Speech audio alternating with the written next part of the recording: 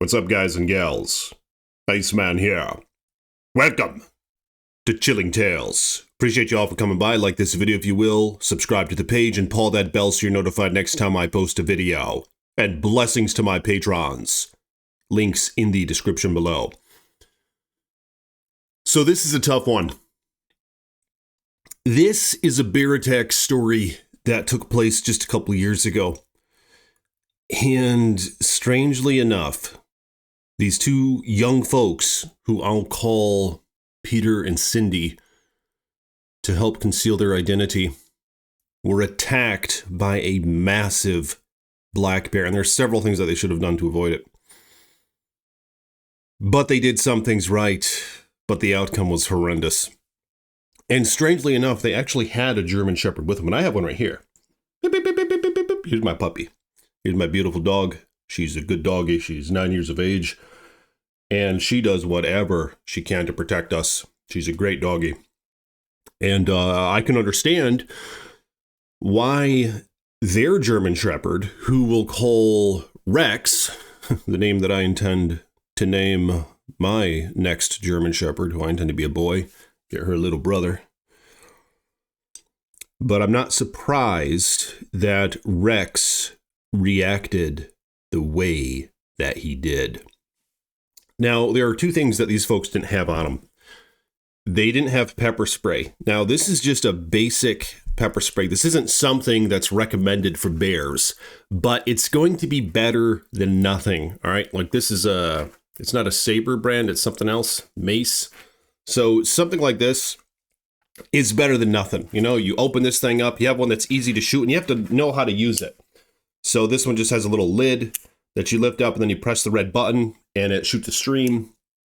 I'll just spray that shit all over the bear's face, if need be. But they didn't have that on them, and I carry that every time I go for a walk with our little doggy, because you never know what's going to be coming up on you. Could be a pit bull, could be a ravenous human. You just never know. You got to be prepared. And here's something that I take every time I'm out with my women. It's not this exact one, but it's a hand cannon. Now this one's a little big. It's a G17, all right, 9mm. Pretty hog of a unit. To my understanding, you don't really want to use hollow points against bears because they have very thick skulls. You want something that's more penetrating. So having a full like target round or something like that might be more ideal. What I think I would do in bear country is I'd stack them. I'd interlace them. I'd have one hollow point, one target shot, one hollow point, one target shot. So then you can, you know, fill it with what you got to fill it with, and hopefully it'll take care of the target. But this is a G17. Not a bad way to go. It's pretty much the minimal round against black bears. Generally not recommended. What would generally be recommended are 357 Magnum, 44 Magnum, things of that sort, or a 12 gauge shotgun for that matter, which I do have, but who wants to really carry that around when they're just trying to go on a damn hike? But Peter and Cindy didn't have a means of protection. So this took place in North Carolina, not too far from the Smoky Mountains. And in that region, hunting black bears specifically is illegal. It's a sort of bear sanctuary, if you will. But in recent years, many of them, before Peter and Cindy went on their little picnic on this horrid day, many bears were extracted from the area. They're just getting too comfortable with humans. A few incidents were caused, no deaths, but nonetheless, a few of them had to be tranquilized and taken out of the area. So what happened was Peter and Cindy, who are in their 20s, they have their dog Rex, a male German Shepherd, and they go camping not far from the mountain ridges. Beautiful spruce trees everywhere, nice little creek running through it, a sort of just a nice grassy area not far from the parking lot. So they lay out a blanket, they start having some sandwiches, and the major mistake I think that they made is they had their dog without a leash. All right. In this area, it was the law to have a damn leash on your dog. Now, where I live, these things aren't always severely enforced. I don't really know how it is in North Carolina or near the Smoky Mountains. It would be more reasonable if they would enforce them a bit more, because the danger is your dog gets between you and the bear and it barks and barks and barks at it, and it'll maybe even lunge at it, just doing whatever it can to keep the bear from you. And of course, this taunts the bear. So the bear begins acting aggressively or defensively, where otherwise it may have not acted in those ways at all, and it may have just went on its way. But that's what happened in this situation. So Peter was kind of a built fellow. He was about 5'11", so not quite 6 foot. Not a very big guy. I mean, I'm 6'4", work out a lot. Before I hurt myself in the gym, I could probably take a bear, small one anyway. Not anymore. But that's why I have pepper spray and a boomstick and everything else. But I'm getting there. You know, health is important. But this guy was about 5'11", sort of a chiseled jaw, nice brow ridge, a few tattoos running up and down his neck and down his arms. Bit of a playa. And I think that's how he wooed Cindy initially. Just the sort of bad boy-esque. He had a tether on his ankle. I can't remember what it was for. But nonetheless, it intrigued her. So she had the car, she had the driver's license, she had the job, she had the dog, and Peter sort of came into her life, literally and metaphysically, and their relationship spawned. You know what I mean? They're only together for a couple months, but he wanted to do something romantic or whatnot. So they went out on this picnic. Now, while they were sitting there on the blanket, let's cut to the damn chase here. They heard something rustling in the brush not far out. That, of course, was when Rex started to investigate. Now, Cindy was obsessed with Peter. She might not have let her dog off the leash if it weren't for him being there. You know how if you're around somebody who gives you butterflies or whatever, that you'll act a bit abnormal. You won't be as rational. You know, your emotions will be more of the tip of your thoughts rather than practicality and being safe. I don't know if that influenced this incident or not, but nonetheless, Rex was not on a leash. So they were both sitting there on the blanket, enjoying a sandwich or something. And not far out, Rex, the hair on his back began to stand up. And he was and he just walked very, very like in a line like this. Like that's what my dog does. We're in my backyard or whatnot, and there's like a little squirrel or a bunny or something like that. She'll point at it with her paw, and she'll almost stalk it. Her ears will be pointed up just like this. So Rex was doing that because he didn't know what it was at first, but it was something a lot more threatening, I'm sure, than what he was expecting. So the bear emerged from the brush. It was a male bear, a Bruin, sort of mid-size, big hump on its back almost. It wasn't a grizzly, but massive skull. This thing was thick. And Rex began instantly just growling, the lips curling up and barking. You know, Rex became instantly erratic, understandably so, because dogs know this stuff. You know, they instinctively know. I've noticed this with mine. If it's like a deer or something, they act like a predator. You know, they're stalky, they're quiet, they keep their head down. But if it's something that's threatening, they act entirely different, and they can perceive these things. Like mine one time at a cabin in Canada, a black bear walked across the deck, and we were sleeping. It was at night. We were right on the other side of the wall inside the cabin. This big window right next to us that overlooked the deck. And this black bear just whoosh right across the deck, right in front of us, just a couple feet away. And my dog just went off, hair up, ears up, just barking as powerfully as she could, because she knew that it was a potentially threatening animal. You know, they know these things. They can see it in cats as well. Cats are something sort of mysterious to dogs because I don't think they're as innately familiar with having such a small but yet agile predator like a cat because of domestication and the breeding down of their size. But generally speaking, these would be larger animals like a mountain lion, a cougar, a tiger, a lion. So dogs, they just know that cats are dangerous. Even though these house cats, not so much the case, but they still instinctively act like the larger cats would. So the dogs know these things. And, you know, the cats have, just like a bear, their forearms are a lot more dexterous and precise. And the dog more just has legs that are like used as paws, you know what I mean, to swat things occasionally or hold things down. But of course, the bears and the cats, they can climb with their arms. They can pull shit apart with their claws. They can use them to eat in some instances. And so dogs see this, and it's almost like a human-like hands a bit more. And they know that can be dangerous.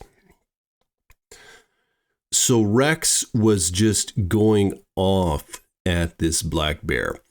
And of course, instantly the black bear, its back hunched up and it stood up on its hind legs and then ducked back down and charged the dog.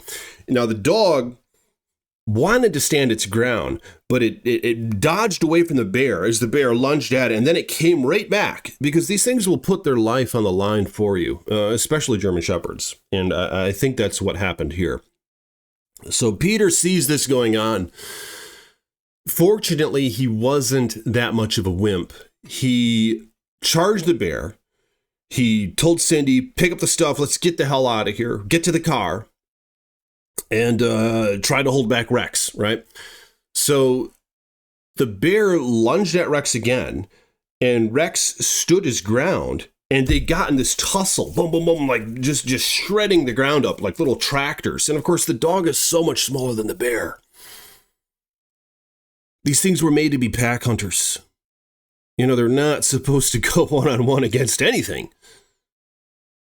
And that's where the humans come in. The dogs are sort of subject to us, in a way, in that you're their pack. So, to an extent, they rely on you to help. Because by nature, they weren't meant to go one-on-one against something like that. You know, their strength is in their numbers and is in their battle strategies. And fortunately, to an extent, Peter helped out here. So they're scuffling up. Cindy's over here. The car's way over here. She's standing up in panic. Peter's right in front of her. And he's saying, get to the car, get to the car. We got to get Rex out of here. Peter runs up to the bear and kicks the damn thing in the head. All right. And he pulls Rex away.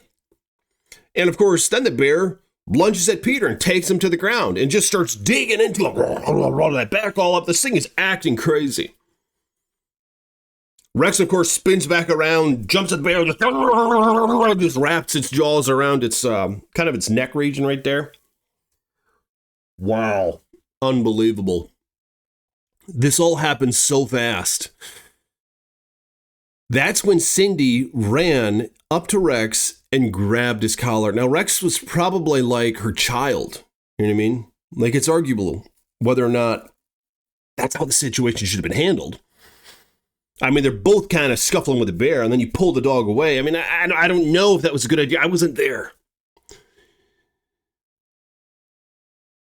But it was a dangerous situation. And you had to think fast. She grabbed him by the collar, and the dog just trying to get back at the bear, Peter rolls out of it. Rex pulls Cindy. He pulls her toward the bear, and just grabs his leg and just thrash. And Peter gets up. Cindy lets go of the dog and starts backing away.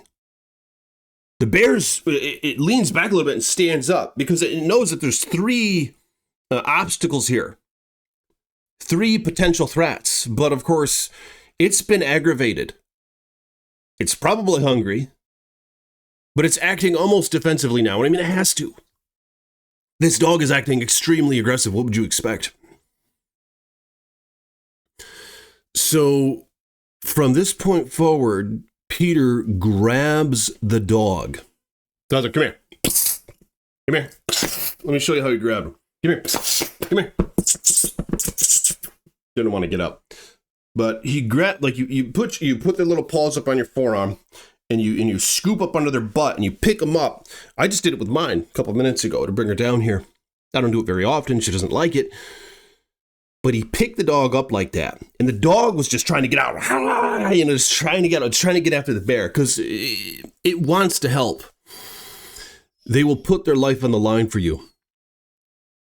Silence, puppy. She's trying to whine. Come here. Doesn't want to listen. Not the best trained doggo. Shh. So they start making their way back to the car. And Peter has Rex like this. And he's just backing away. Cindy's behind him. They're heading back to the Subaru. It's about 200 feet away. And the bear, I mean, it's all hunched up. It starts walking toward him again, just huffing, puffing, like it's not done yet. And Peter turns to run. And the bear instantly charges him and takes a big swipe at his calf, and it knocks him to the ground. He goes flying onto the ground, lets go of Rex. Cindy's right there, so she grabs Rex by the collar. Peter starts kicking the bear while standing up. It's just crazy. And they made it back to the car. I don't really know how they did it, but they unlocked the doors. They shoved the dog in there. They dove in the car, slammed the doors. And what's unbelievable is that this bear was still pursuing them in this instance. It stood up. The hair stood up on its back. It was kind of just moving around the car. Just beat the hell out of the little mirror. Just knocked the mirror off. Wires and shit everywhere. And it started just scratching at the windows, just trying to get in there, just scratching up and down the car. Jumped up on the hood. Stared into the windshield, just banging on it, just doom, doom, doom, doom, doom. And these guys are in the car and the dog's just going off. Wow, what a situation. Peter tries to start the car. Starts that little Subaru. That little side banger engine or whatever the hell they have. And then the bear makes its way up onto the roof of the car. Just dent, dent, dent, stomp, stomp, stomp, pushing into it. It was terrifying. This car had dents all over it, scratches all over it. The mirror was knocked off. Peter takes off. I mean, they're four-wheel drive. All four of the wheels just spinning, and it just, and the bear's up on the roof, and boom, boom, boom, it starts skidding across, and it falls off onto the ground and just rolls. I mean, geez. It's crazy. Now, Cindy's arm was all jacked up. I don't know if it was from Rex trying to get out of her grip so that it could help more against the bear, like if Rex was just clawing her on accident, just trying to get out. Or if the bear got a hold of her once. But Peter was screwed up. They're bleeding, broken bones. The dog was, scuffed up a little bit, on edge. And he drove right to the hospital. He put in his little phone. The hospital was a couple miles away. They drove to the hospital.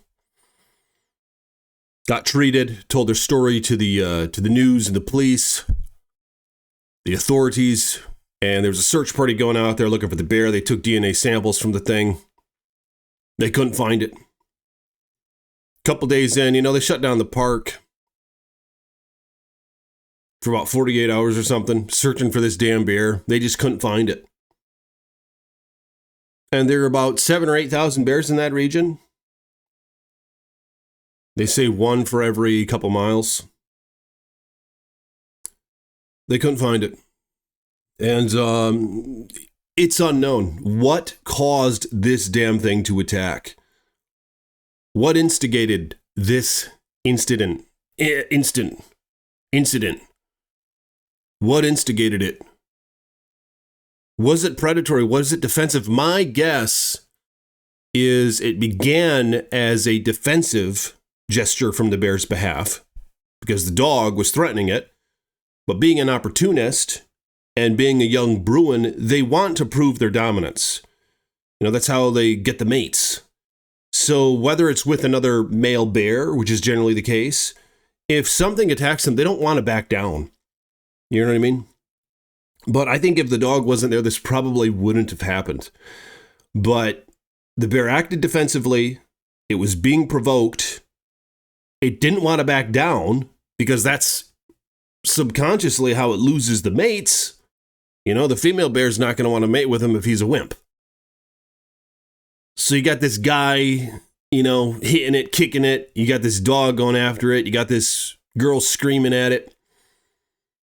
It wanted to get something done there. But, it's just crazy how even when it was in the car, or even when the folks and the dog got in the car, the bear wasn't done yet. So, it just goes to show you got to be prepared. You got to have the pepper spray. You got to have the hand cannon if the laws allow for it. You see what I'm saying? You got to be ready. But that's the story for today. Jeez. I just hope I never run into such a thing, especially I don't know why these folks didn't have pepper spray or hand cannon. I carry them around town. You never know what you're going to run into. But, if you're in bear country, yeah, you got to be prepared. I'm carrying both. I'm carrying the pepper spray and the little hand cannon. And yeah, you could say, well, that hand cannon is not sufficient. Well, it's a hell of a lot better than nothing. All right. And you got a lot of shots and low recoil. Pepper spray that and probably a knife. Probably a fixed blade boot knife of some sort. You can just rip out and, take care of business if you're pinned to the ground. Because obviously you don't want to use a hand cannon in that situation. Unless if you need to. But let me know your thoughts in the comments below. What do you guys think about this bear attack incident? What could have been done differently to avoid it? What are your recommendations when it comes to hiking or picnicking in bear country? And do you live in bear country? Black bears are everywhere. And sometimes they're underestimated. But let me know your thoughts on these matters in the comments below. Become a patron if you want to support the Chilling Tales. And I'll see you guys in my next video. Peace be with you.